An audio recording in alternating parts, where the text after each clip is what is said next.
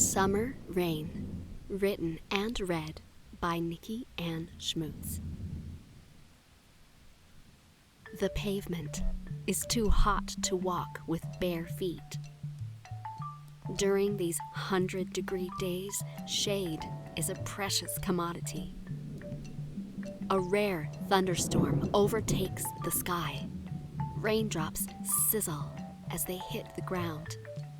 People run indoors, screaming curses at the deluge. Not me, oh no. I grab your hands, pull you outside. We let the rain wet our hair, clump our eyelashes, drench our clothes. Summer rain should never be wasted, only smiled at and danced in.